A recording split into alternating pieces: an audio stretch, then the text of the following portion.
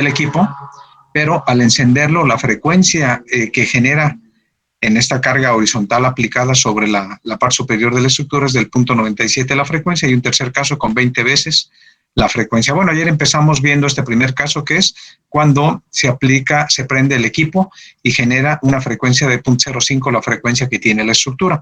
F0 está fijo, la amplitud de la carga está fija, y esa amplitud de la carga está señalada en una... Bueno, la usamos más adelante, pero está señalada aquí en el conjunto de datos que están puestos aquí. F0 vale 20 toneladas y esa amplitud de la carga va a valer 20 toneladas para los tres casos que vamos a analizar. Bueno, con estas dimensiones de traves y columna, de columnas y trave, ayer entramos en esta que es la ayuda de diseño que ustedes habían obtenido. Entramos con un valor de I entre L de trave, entre I entre L de columna de 1.21. Y con ese 1.21 determinamos que el factor para calcular la rigidez lateral del marco es de 17.9.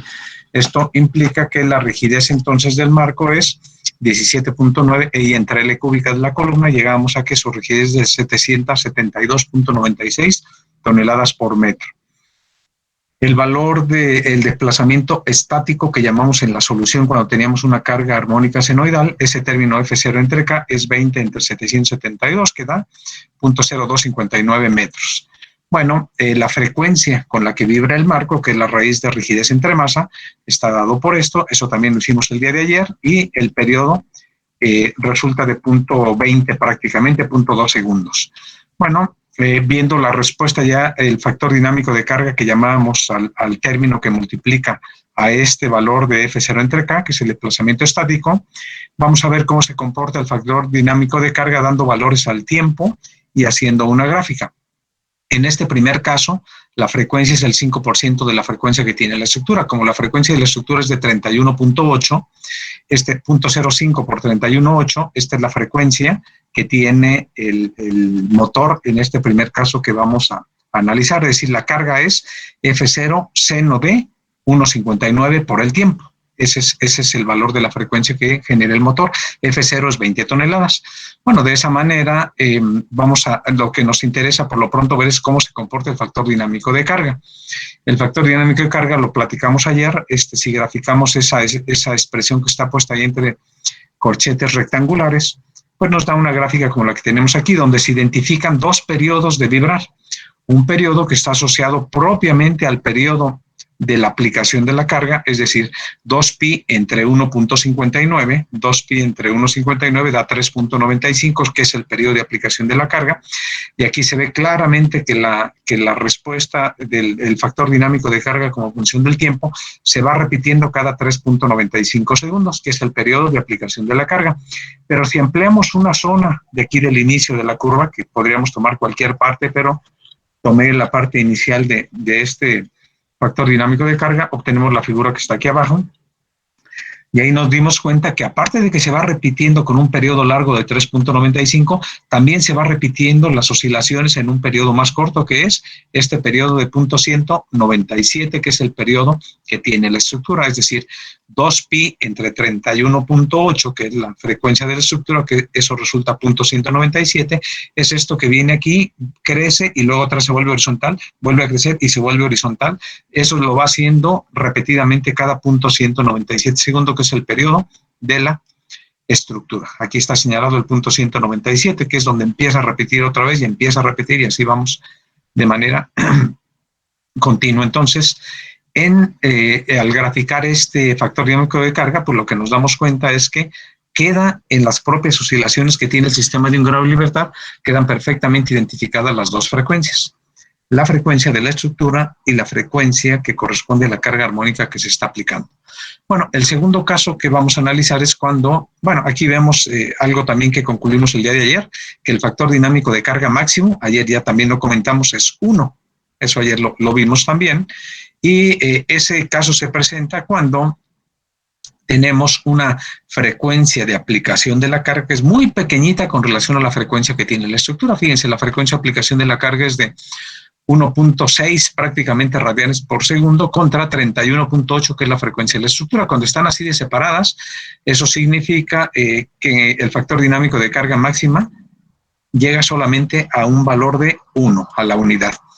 están tan separadas estas frecuencias que, bueno, viéndolo, acuérdense que el inverso de las frecuencias es el periodo. Si la relación de frecuencias es 0.05, pues la relación de periodo sería el inverso de 0.05 y el inverso de 0.05 es 20. Es decir, cuando el periodo de aplicación de la carga es tan grande como, al normalizarlo con respecto al periodo que tiene el sistema de un grado de libertad, como esto que es 20, lo que ocurre es que el factor dinámico de carga máximo llega a la unidad. Y vamos a ver qué pasa ahora cuando las frecuencias se van acercando. Cuando la frecuencia, ahora vamos a ver el segundo caso, cuando prendemos el motor, pero ahora el motor genera una frecuencia que es del punto 97 de la frecuencia de la estructura. Como la frecuencia de la estructura es de 31.8, punto 97 es 30.84. ¿Qué creen que pase aquí? ¿El factor dinámico de carga será más grande o será más pequeño que 1? ¿Qué creen que ocurra? ¿Cómo será más grande que 1? ¿Perdón? ¿Más grande que 1? Sí. ¿Y por qué?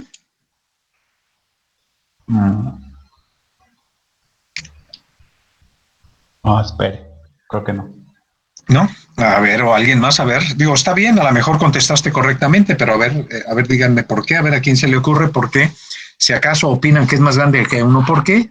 Si opinan que va a ser 1, ¿por qué? Y si opinan que va a ser menor que 1, ¿por qué? A ver quién me dice. Porque las frecuencias ya no son tan diferentes, creo yo.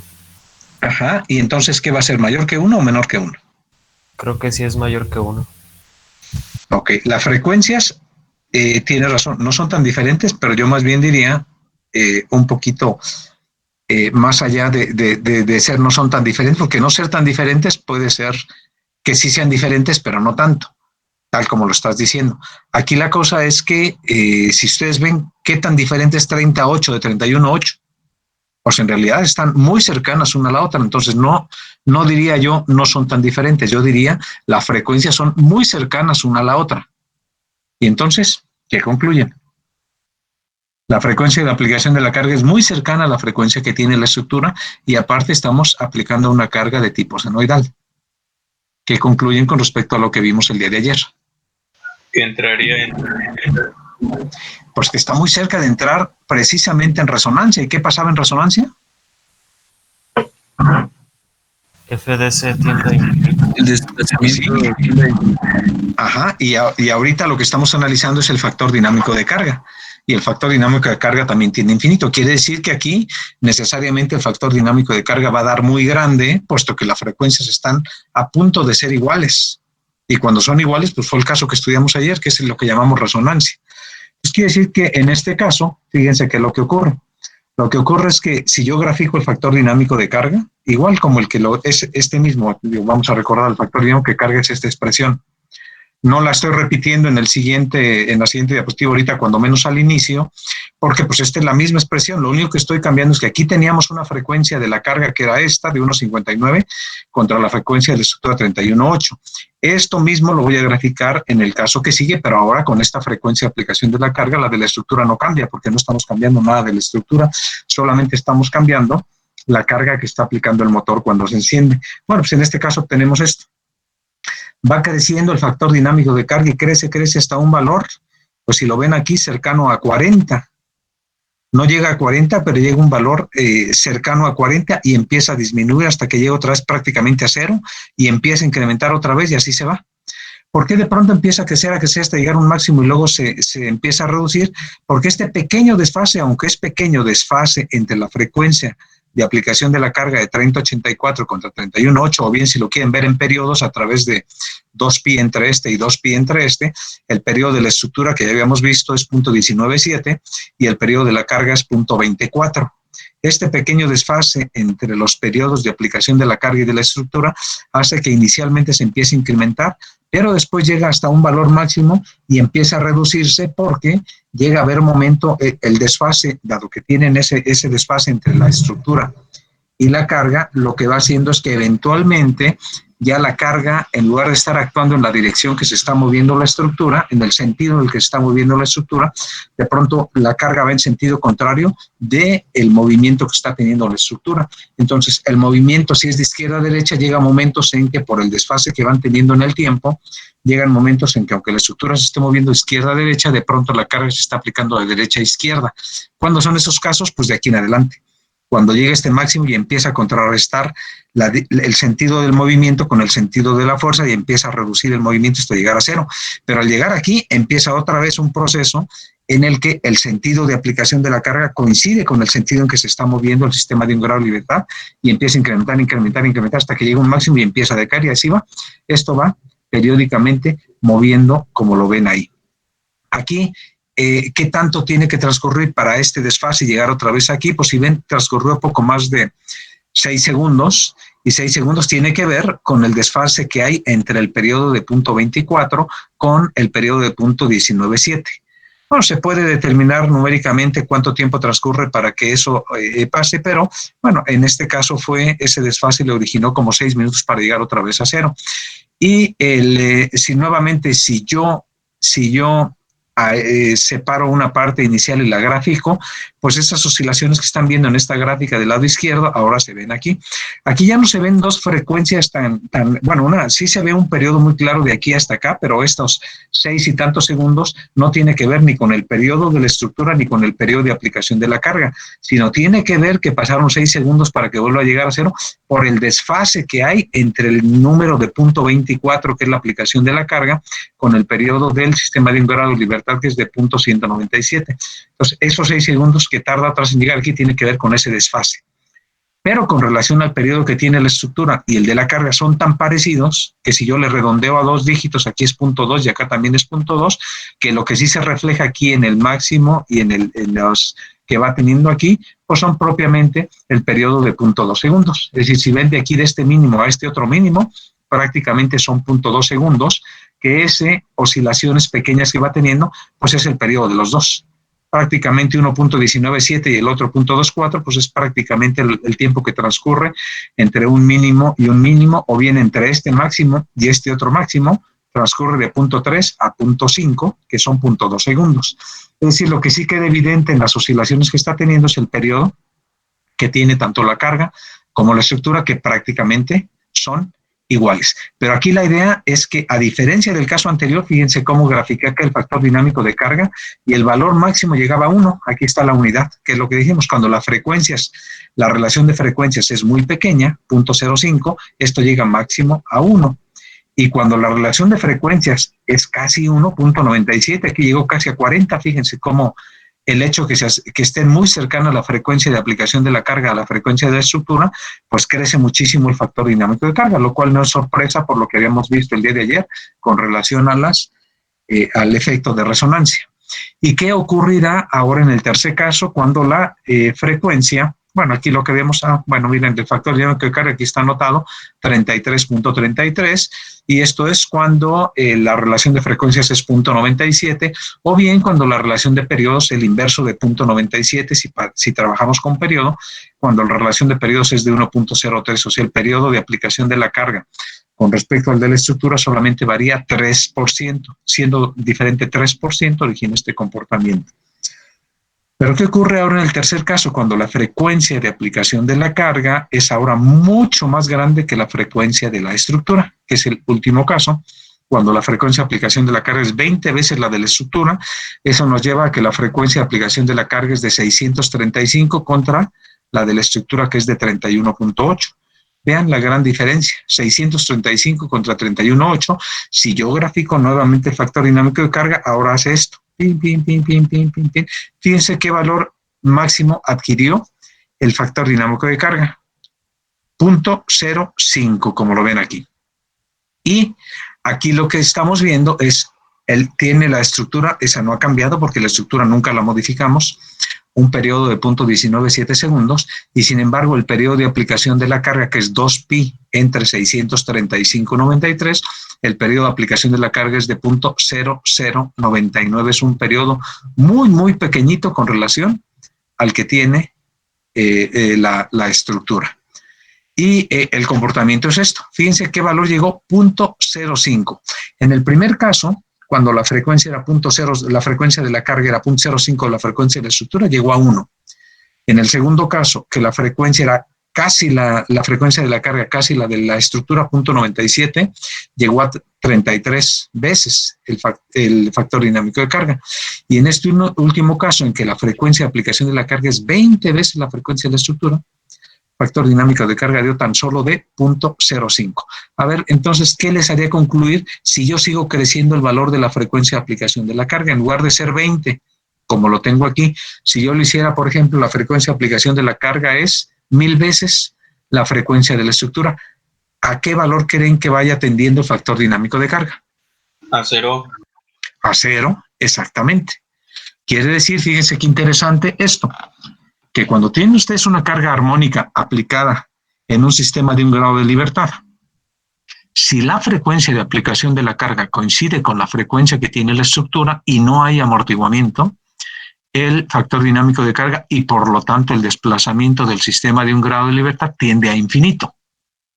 Pero si tenemos ese mismo tipo de carga, pero con una frecuencia de aplicación de la carga que sea muy pequeñita con relación a la frecuencia de la estructura, el factor dinámico de carga tiende a 1 y por lo tanto el desplazamiento máximo tendería, el desplazamiento máximo, ¿qué valor tendría cuando el factor dinámico de carga tiende a 1?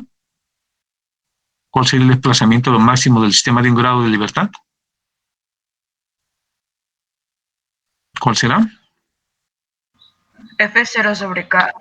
Exactamente. Si yo hago una gráfica entonces de desplazamientos, fíjense qué bien.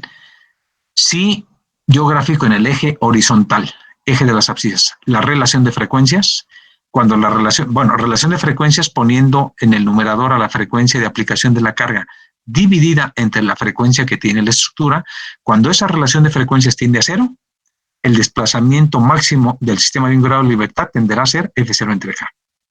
Cuando esa relación de frecuencias tiende a 1, el desplazamiento tenderá a infinito. Y cuando esa relación de frecuencias es muy grande, muy grande, el desplazamiento tiende a... ¿A qué tiende el desplazamiento? A 0, porque estamos aquí demostrando que el factor dinámico de carga tiende a 0. Y como el desplazamiento dinámico es el factor dinámico de carga por F0 entre K, pues si el factor dinámico de carga tiende a 0, pues entonces necesariamente X de T o X máxima va a tender a 0. Bueno, si yo amplío nuevamente, como lo he hecho en los dos casos anteriores, amplío esto, pues aquí ven ustedes esta figura y aquí queda claramente lo que se ve aquí es el periodo de el sistema de un grado de libertad. De un máximo a un máximo, de un mínimo a un mínimo, es el periodo del sistema de un grado de libertad. Y aquí, si ven ustedes, el periodo de la carga es tan pequeñito que no aparece. Realmente aquí no hay oscilaciones que tengan que ver con el periodo de la carga por ser un periodo tan pequeñito. El único que queda evidente en esta figura es el periodo de la estructura, es decir, cuando la frecuencia de aplicación de la carga es muy grande con respecto a la frecuencia de la estructura. En el movimiento, primero el factor dinámico de carga tiende a 0 y por otro lado, en el movimiento que nosotros graficamos solamente queda evidencia del periodo de la estructura, no queda evidencia del periodo de aplicación de la carga. Bueno, con esto que acabamos de decir platicadamente, vamos a verlo en una figura. Aquí ya me lo acaban de decir ustedes, el factor dinámico de carga tiende a 0. Cuando la relación de frecuencias es muy alta, 20, o cuando el periodo la relación de periodos es muy pequeña. Nuevamente, recuerden que cuando yo hablo de relación de frecuencias, la relación de los periodos sería el inverso de lo que estamos poniendo aquí, por la relación inversamente proporcional entre frecuencia y periodo. Si la relación de frecuencias es 20, la relación de periodos es 0.05. Bueno, ahora sí, vamos a ver en desplazamientos, es lo que ya les acabo de decir platicadamente. En desplazamientos, ¿qué ocurre? Cuando tenemos el primer caso, que la relación de frecuencias es de 0.05, aquí llegamos a un desplazamiento máximo de 2 y algo. A ver, vamos a regresar acá nomás para recordar una cosa, déjenme volver. Cuando iniciamos esto, por acá, por aquí será lo anterior. A ver, aquí. ¿Cuánto vale F0 entre K? Aquí está abajo. El desplazamiento que hemos llamado desplazamiento estático son redondeando a un solo decimal, 2.6 centímetros, ¿sale? Recuerden, F0 entre K, 2.6 centímetros. Voy otra vez a donde íbamos. 2.6 centímetros es F0 entre K. Aquí están los desplazamientos. Quiere decir que si yo grafico desplazamientos contra tiempo, pues ahora así se van a mover, porque acuérdense que el desplazamiento no es otra cosa más que F0 entre K, que es 2.6 centímetros multiplicado por el factor dinámico de carga. Pero en este caso habíamos encontrado que el valor máximo que llega al factor dinámico de carga es 1. De manera que en desplazamientos esto va a llegar hasta 1 por F0 entre K, que vale 2.6, entonces llega hasta 2.6, menos 2.6, 2.6, menos 2.6 y así sucesivamente. Cuando la relación de frecuencias es 0.97, aquí llegamos a un factor dinámico de carga de 33. Entonces el desplazamiento sería esos 33 multiplicado por el factor dinámico de carga de 2.6, el 33 por 2.6, pues llega a este valor máximo que está aquí marcado, ya muy cercano a probablemente 90 por allá, a un valor ya hablando de desplazamientos. Y cuando la relación de frecuencias es muy grande, pues el desplazamiento es 2.6 por el factor dinámico de carga, que era 0.05, y llegamos a un valor poquito más grande de 0.1. Así se comporta en desplazamientos, que estas tres gráficas no es otra cosa más que la multiplicación de F0 entre K, esa constante que es el desplazamiento estático, por el factor dinámico de carga que ya habíamos visto anteriormente.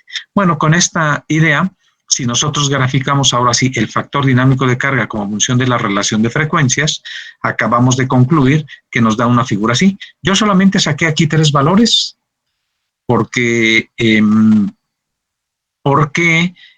realmente esta se tiene que hacer, si ven es una curva bonita aquí dibujada. Para tener esta curva se requiere un número de puntos grandes, entonces ¿qué es lo que tengo que hacer yo? Pues no solamente tomar la relación de frecuencias de 0.05, de 0.97 y 20, sino tomar toda una familia de relación de frecuencias, hacer una tabla en Excel y luego graficarlo, que fue lo que hice. Y se obtiene esto. Cuando la relación de frecuencias tiende a 0, aquí llegamos al factor dinámico de carga de 1. Cuando la relación de frecuencias tiende a 1, esto se va a infinito. Y cuando la relación de frecuencias es muy grande, esto tiende a 0. ¿Sale? Así es lo que ocurre con el factor dinámico de carga. Bueno, pues este mismo comportamiento lo tenemos con desplazamientos, por si en lugar de graficar factor dinámico de carga, yo grafico aquí desplazamiento contra relación de frecuencias, pues aquí la única diferencia es que llegaríamos a F0 entre K, aquí llegaríamos a infinito y acá llegaríamos a 0. Es decir, la única modificación de esta figura con relación a graficar factor dinámico de carga o desplazamientos es que en lugar de partir de 1 aquí, cuando es factor dinámico de carga, partiría de F0 entre K cuando se trata de desplazamientos, pero la figura sería enteramente similar. A ver, díganme si hasta aquí tienen alguna duda.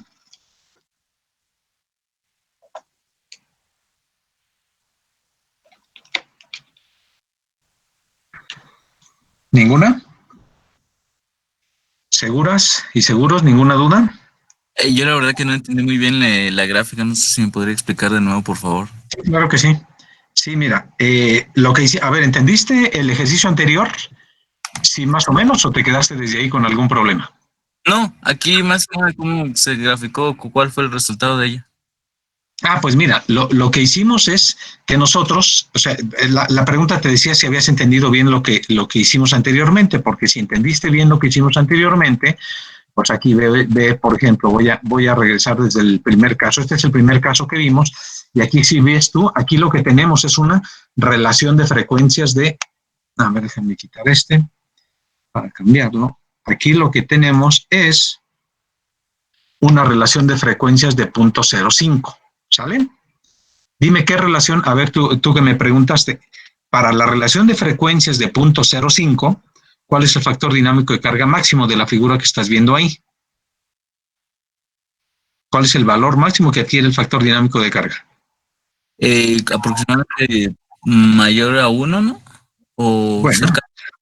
Sí, aquí dio tantitito mayor que 1 porque esto no le puse más pequeño de 0.05. Pero lo que te estás dando cuenta es que cuando esta relación de frecuencias tiende a 0, el factor dinámico de carga tiende a un valor máximo de 1. Entonces recuerda, para una relación de frecuencias que tienda a 0, el factor dinámico de carga tiende a 1. ¿Ahí estamos de acuerdo?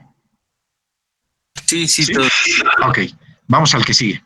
Cuando la relación de frecuencias tiende a la resonancia, cuando la relación de frecuencias tiende a la resonancia, que es a 1, cuando las dos frecuencias son iguales, el factor dinámico de carga, eso lo vimos ayer, tiende a infinito.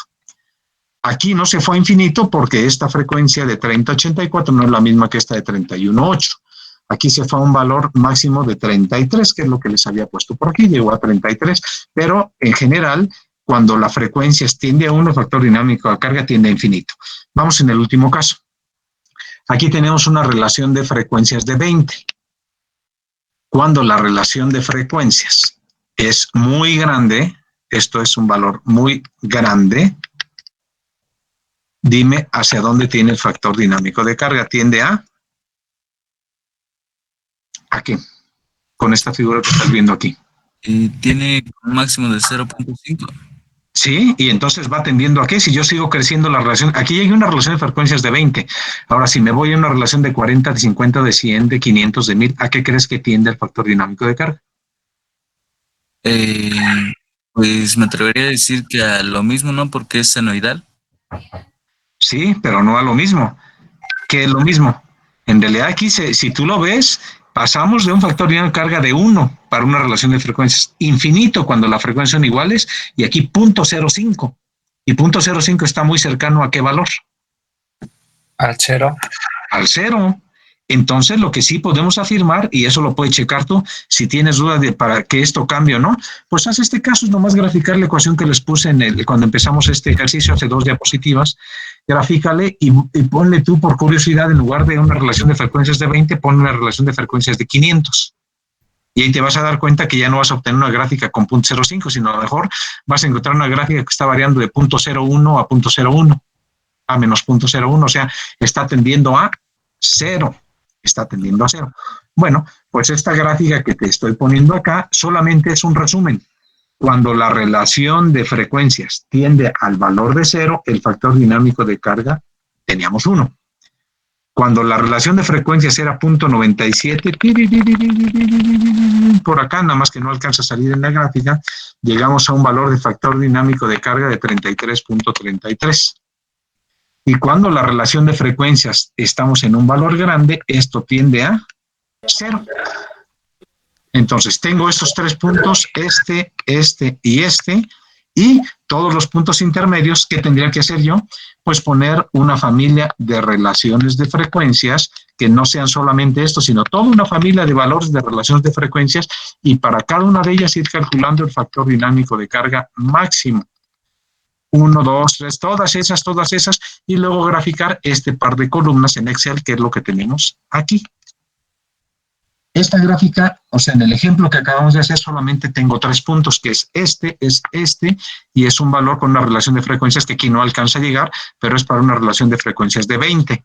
Para ese 20 dio una factor dinámico de carga de 0.05. Bueno, con esos 3 puntos que están en esta gráfica, bueno, ahí se toman para eso, pero ¿cómo varía en el resto? Pues habría que hacer esta tabla.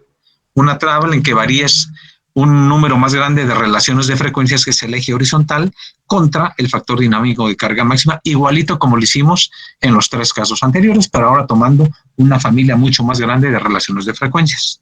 No sé si eso aclara tu duda. Sí, ya me quedó muy claro entre... Sí. Si la relación es más grande, tiende a 0, y entre más pequeña. Ok. Exactamente, así es. ¿Alguien más? ¿Alguna otra duda? Sí, de nada. ¿Alguien más? ¿Alguna otra duda? Profe, ¿comentaba que la graficó solo con 3 puntos? No, porque yo no podría ver la gráfica. Fíjense qué bonita curva dio ahí. Y solamente se obtiene esa curva bonita pues cuando grafico un número muy grande de puntos. No, el ejercicio que hicimos lo puse nada más con esos 3 puntos, pero para poder hacer esta gráfica yo puse en Excel un número muy grande de puntos. O sea, lo que hice fue poner en Excel, aquí. En Excel puse esta fórmula, esta que le estoy poniendo ahora, que es el factor dinámico de carga.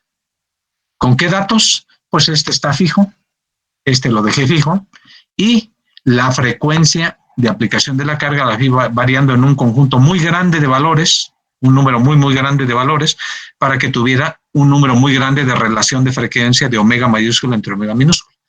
Esta ecuación en Excel, pues no tiene chiste ponerla. La ponen la fórmula en Excel y luego le dan valores al tiempo. Y ya, dándole valores al tiempo, de ahí se puede estar viendo cómo varía el factor dinámico de carga y sacar el máximo para cada frecuencia. Entonces, no, en realidad aquí tengo, para poder hacer esta gráfica, van muchísimos puntos que no puse aquí, nomás teníamos 3, pero yo puse mucho más en Excel para poder dibujarla. Pero no tiene chiste dibujarla, cualquiera de ustedes si tiene interés de hacerlo, pues la ecuación que les acabo de marcar ahí, la ponen la expresión en Excel y se pone a dar los valores de relaciones de frecuencias. Y para cada relación de frecuencias, un conjunto de tiempos, van calculando cómo se mueve, cómo va haciendo la variación del factor dinámico de carga con el tiempo, calculan su máximo y ya con eso les va dando un punto de cada uno de los valores que están en esta gráfica que les estoy mostrando ahora. ¿Sale? ¿Sí está claro? Sí, profe. Ok, bueno, lo importante es que, bueno, que sepan que ustedes la pueden hacer por un lado sin ningún problema, cualquiera la puede hacer, y que vean la importancia de la relación de frecuencias con relación a el hecho de aplicar la carga dinámicamente. Puede ser muy, muy relevante la variación que tiene en la aplicación de la carga dinámica cuando están en esta zona, una relación de frecuencias cercanas a 1. Es muy irrelevante el que sea una carga armónica aplicada cuando están con relaciones de frecuencia muy altas, porque ya el factor dinámico de carga tiende a 0. Y es poco relevante cuando están también por acá, porque prácticamente acá se desplaza como F0 entre K, que sería nada más el desplazamiento estático. Pues la relevancia va muy asociado a esto. Ahora, ¿qué es relevante desde el punto de vista estructural de esto? Bueno, es relevante con un ejercicio posterior que vamos a hacer también, y en el cual, bueno, lo vamos a ver un poquito más adelante. En eso es muy relevante porque hay estructuras, y eso les va, seguramente en su vida profesional les tocará alguna vez, en estructuras industriales. Es muy frecuente que de pronto tienen equipos como los que les estoy comentando ahora, que son equipos rotatorios que le generan cargas senoidales a la estructura cada vez que prenden el equipo, y que puede haber casos en que de pronto les llamen porque digan, oigan, pues es que acabamos de hacer esta estructura, es nueva, le pusimos este equipo, lo prendimos y la estructura está vibrando mucho, que nos da, y eso les digo que ocurre, que nos da miedo inclusive encender el equipo porque la estructura se empieza a mover mucho. Bueno, cuando eso ocurre, lo que quiere decir es que es un equipo que está generando una frecuencia al encenderlo que es muy cercano a la frecuencia que tiene la estructura. Es decir, es muy probable que anden en zonas cercanas al 1 que tenemos aquí. Y entonces, pues si les piden alguna opinión como ingenieros que son ustedes, pues podrían decir, bueno, miren, pues este es un problema de acuerdo con lo que yo vi en dinámica estructural, este es un problema puramente dinámico en el cual se puede arreglar sencillamente. Si yo cambio la frecuencia del equipo que tengan ustedes ahí, no la pueden mover, pues es un equipo mecánico que tienen y que no lo van a poder mover la frecuencia con la que vibra al encenderlo, pero que lo que sí está en la mano de ustedes para moverlo, pues es la frecuencia de la estructura. Entonces podrían decir, miren, vamos a hacer que la relación de frecuencia sea distinta. ¿Cómo? Pues cambiando la frecuencia de la estructura, ya sea que ustedes rigidizan a la estructura para darle un periodo más pequeño. Recuerden ustedes que al incrementar la rigidez se reduce el periodo, y entonces al reducir el periodo, pues ya están aumentando la frecuencia, y al aumentar la frecuencia de la estructura, la relación de la frecuencia de la carga entre la de la estructura se reduce, y ya están moviendo en esta gráfica hacia el lado izquierdo. O bien pueden buscar alguna alternativa para que el edificio que tengan ahí, que está teniendo problemas de vibración, lo hagan ustedes más flexible. Al hacerlo más flexible, el periodo crece, la frecuencia disminuye, y al disminuir la frecuencia de la estructura, la relación de frecuencias que estamos viendo en esta figura crece, y estarán moviendo hacia la derecha ustedes el factor dinámico de carga. Y si lo mueven a la derecha de la zona que está amplificando, pues va a empezar a reducirse necesariamente el desplazamiento que se está generando y por lo tanto la vibración. Entonces, cuando tiene un problema dinámico como este, que tiene que ver con maquinaria que vibra por encenderla, y usted es evidente que al prenderla vibra de manera que causa poco confort a la gente que está ahí mismo en ese sitio, pues pueden cambiar el periodo de la estructura, ya sea rigidizando o flexibilizando la estructura, y al mover la relación de frecuencias, naturalmente, pues van disminuyendo el movimiento que puede tener. Entonces, les digo, es muy útil esto, no es propiamente sísmico el problema, pero sí es un problema dinámico. Bueno, aquí ya habíamos visto que el factor dinámico de carga tiende a infinito cuando nos acercamos a la relación de frecuencias unitaria, es decir, cuando las frecuencias son iguales, y eso es precisamente lo que llamamos el día de ayer resonancia. Resonancia, repito otra vez, igual lo hicimos ayer varias veces, es la aplicación de una carga armónica tipo senoidal, cosenoidal, con una frecuencia de aplicación de esa carga que sea igual a la frecuencia que tiene la estructura. Cuando no existe amortiguamiento, que es el caso que hasta ahora hemos estudiado, el factor dinámico de carga tiende a infinito, en ese caso de resonancia, y también el desplazamiento máximo que tiene la estructura tiende a infinito. Bueno, muy bien. ¿Alguna duda, comentario? ¿Nada? Bueno. Les decía que en la realidad no construimos estructuras sin amortiguamiento. Cualquier estructura que construimos, sea de concreto, de acero, de mampostería, ya les comenté también de qué orden varía el amortiguamiento. ¿Quién se acuerda? Ya lo comentamos en una clase anterior. ¿En qué orden más o menos se mueve el porcentaje de amortiguamiento crítico en las estructuras reales, las que construimos? ¿Entre qué y a qué orden se mueve? Ya lo habíamos comentado. De 0.1 a 0.15 por el número de pisos. No, acuérdense que punto 1 a punto 15 es el periodo, no el amortiguamiento. Ese es el periodo que tiene una estructura en general, en ese intervalo de punto 1 a punto 15.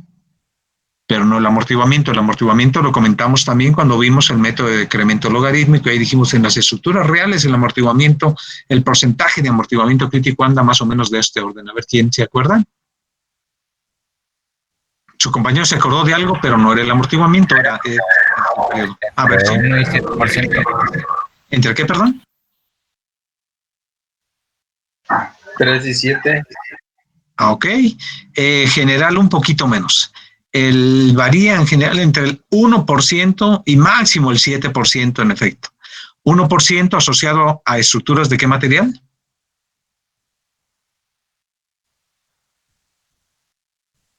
A ver, ¿quién se acuerda? 1% asociado a estructuras de qué material? Bueno, 1% está asociado a 1 o 2% a estructuras construidas de acero. Ya lo habíamos dicho hace un par de clases. Luego decíamos desde 3 a 5% más o menos en término muy general, estructuras de qué material? Entre 3 y el 5% material. Creo que era concreto, ¿no? Concreto reforzado, exactamente.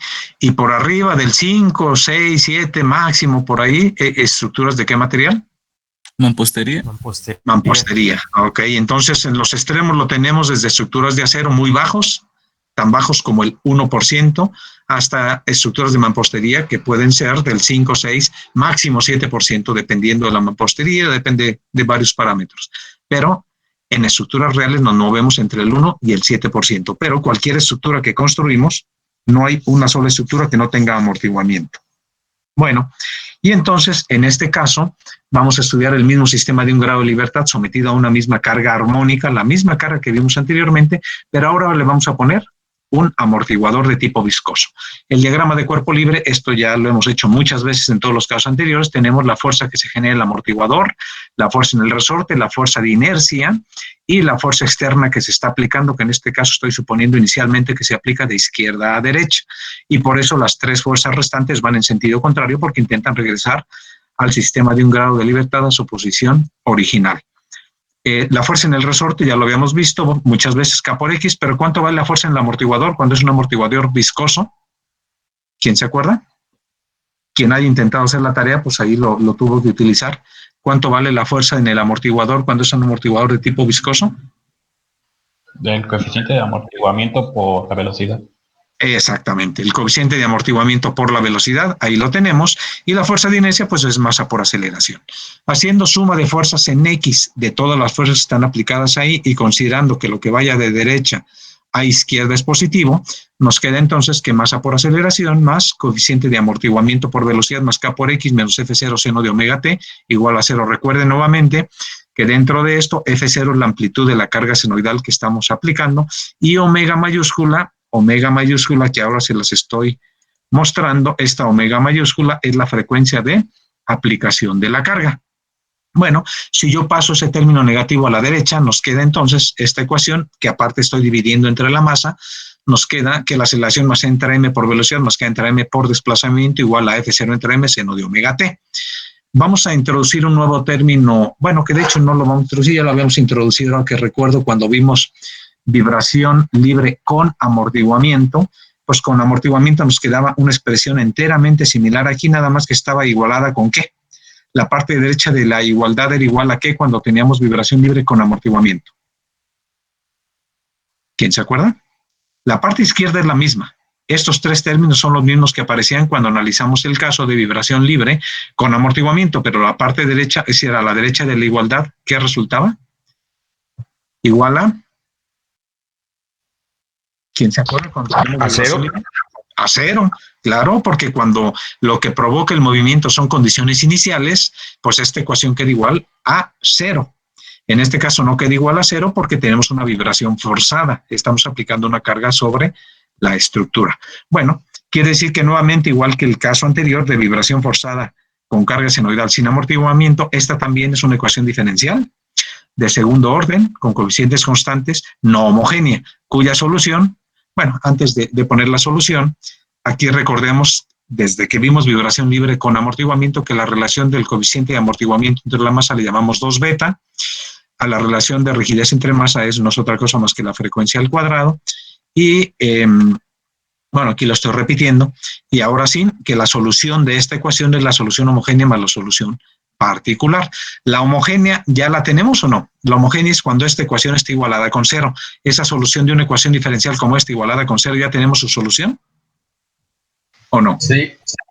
Claro que sí. Es vibración libre con amortiguamiento. O sea, esa ecuación de estos tres términos igualados con cero, ya lo resolvimos anteriormente, insisto, es vibración libre con amortiguamiento. Bueno, esa solución homogénea que es vibración libre con amortiguamiento está en la página 50, déjenme checar que siga siendo la página 50, porque si no de una vez corrijo aquí. Déjenme ver que sigue siendo la página 50, porque aquí están numeradas las diapositivas. Vamos a ver si es la 50 para ver que no se haya movido, porque luego a veces incluye algo y se me olvida cambiarle. La 50 es esta, no, sí es. La 50, si ven ahí la numeración, es la donde está aquí la solución, entonces sí está correcto. Es la página 50. Entonces sigo yo por acá, estábamos, ahí estábamos, aquí. Muy bien, ahí estoy. Y dice aquí que en la página 50 está dada la solución, y es esta que tenemos aquí, que efectivamente está en la diapositiva número 50.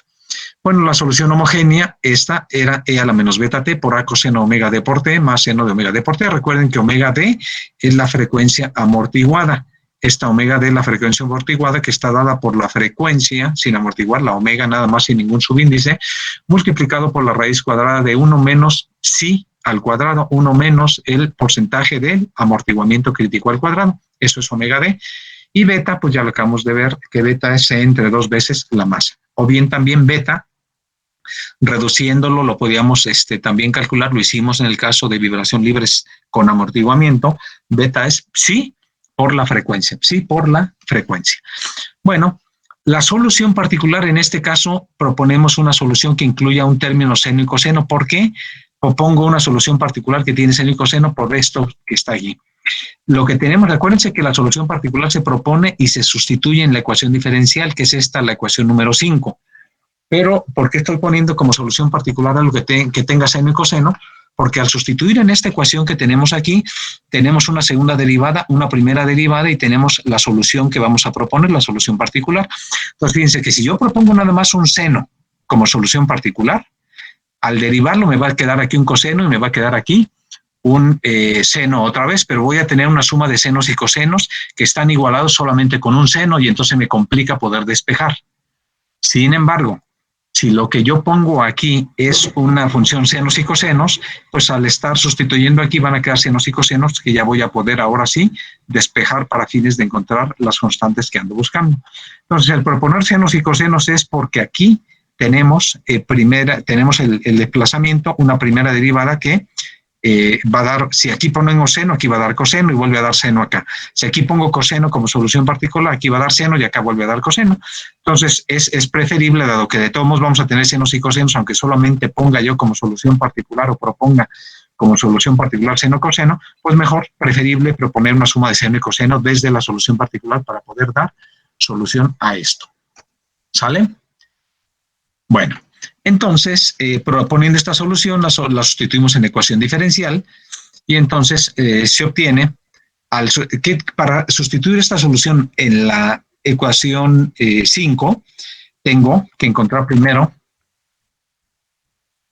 la velocidad, que es la derivada de esa solución particular, y luego la aceleración, que es la segunda derivada. Entonces, antes de sustituir esta, tengo que derivarla una primera vez, pero la derivada con respecto al tiempo, pues está directa, porque es nomás la derivada de un seno y de un coseno. La segunda derivada nuevamente está directa, porque es la derivada de un coseno y de un seno. Entonces, al hacer esas derivadas y sustituir en la ecuación diferencial, finalmente, lo que obtengo ya al despejar es que, ya no lo voy a hacer todos los pasos para no entretenerlo, es que la constante D vale F0 entre K, que multiplica a 1 menos relación de frecuencias, que es la frecuencia de la carga entre la frecuencia del sistema, entre esto que tenemos aquí, y la constante E está dado por esto despejado de ahí mismo. Y ven ustedes, el numerador es diferente, aquí es 1 menos R cuadrada, y en la constante E es menos 2 psi por R, entre el mismo denominador.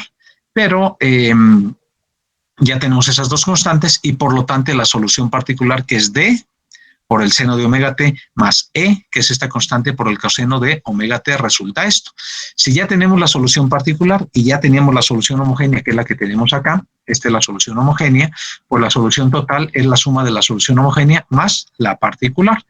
Entonces, ahora sí podemos, ya me fui muy rápido acá, ya podemos, esta es la solución particular, podemos ponerla también, esta propia solución particular, la puedo poner, si ven ustedes aquí, antes de sustituir ya en la solución total, aquí vemos en la solución particular que tenemos este término de x estática aquí y x estática acá, de forma que se puede sacar de factor común.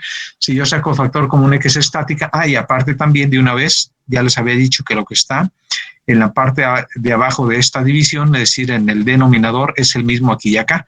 Entonces, estos dos términos tienen como factor común x estática entre todo el denominador. X estática entre todo el denominador lo puedo sacar de factor común y nos queda lo que tenemos aquí. Bueno, y ya ahora sí la solución total es la solución homogénea, que era esto, e a la menos beta t a coseno de omega d por t más b seno omega d por t, más la solución particular, que es lo que tenemos aquí. ¿Sale? Vamos ya para estudiar este caso en el mismo caso que estudiamos anteriormente, que es qué ocurre con esta solución cuando estamos en el caso de resonancia, es decir, cuando la relación de frecuencias, acuérdense que aquí definí la relación de frecuencias como R, la relación de frecuencias R, quiere decir que cuando estamos en resonancia, R vale 1. Entonces, lo que va a seguir aquí es revisar qué ocurre con esta solución cuando R vale 1, qué pasa cuando hay resonancia y cuando ya tenemos amortiguamiento, porque aquí tenemos la solución total. Bueno, falta calcular las constantes A y B, que si ustedes recuerdan, las constantes A y B se obtienen con las condiciones iniciales, pero la idea es que vamos a estudiar pues, ya de esta solución total, qué pasa cuando estamos en resonancia, pero eso lo vamos a hacer en la próxima clase. Díganme si tienen alguna duda hasta aquí. ¿Alguna duda? Bueno, recuerden también, por favor, que nos vamos a ver el día de mañana a las 11:05 a través de aquí mismo de Meet. 11:05 y a las 11:15 iniciamos el cuestionario. A las 11:05 es para que pues todos ya estén conectados con toda paciencia, que no haya prisas. Y en el Google Classroom, pues ahí tienen que entrar ustedes de todos para conectarse. En el Google Classroom, ahí va a haber un link y ese link va a ser el link precisamente para realizar el cuestionario. A las 11:15 yo les aviso aquí a través del Meet que ya nos conectamos.